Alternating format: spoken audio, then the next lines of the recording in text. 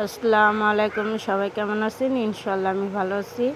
আমি বেড়াইতে এসেছি, তার জন্য শেয়ার করলাম। এটা বাগান বাড়ি বলা হয়।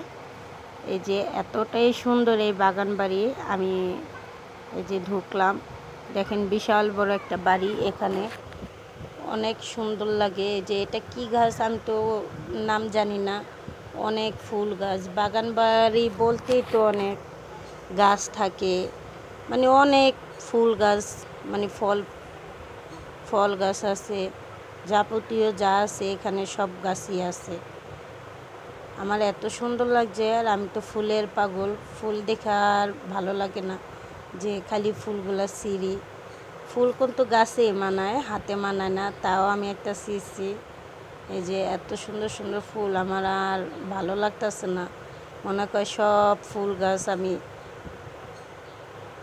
উঠায় নিয়ে মনে আমার ঘরেই লাগাই। তুই দেখেন বিশাল বড় একটা এরিয়া। এই যে দেখেন এই ফুল, আর আমার তো ভালোই লাগতেছে যে আমি কোনটা তুই কোনটা ছিঁড়বো না দেখবো। এই যে তার জন্য এই যে ফুলটা ধরলাম। আর এটা হয়েছে বাঁশের একটা সেতু, কি সুন্দর লাগে। ভিতরে যাই নাই, ভিতরে কাজ চলতেছে, তার জন্য এখান দিয়ে চলে এসেছি। পরে আরেকটা আরও ব্রিজ আছে, ওই ব্রিজে তো অনেকটাই ভয় করছিল, উঠছি। এখানে আমও ধরে রয়েছে, আম গাছ, মেহেদি গাছ সব আছে এখানে। দেখেন অনেক সুন্দর সুন্দর ফুল। আর ঘুরতে গেলে তো মজায় আলে দেওয়া ঘোরা, অনেকটাই বেড়াইতে আসছি। এখানে এত সুন্দর বাড়ি। এই যে আম,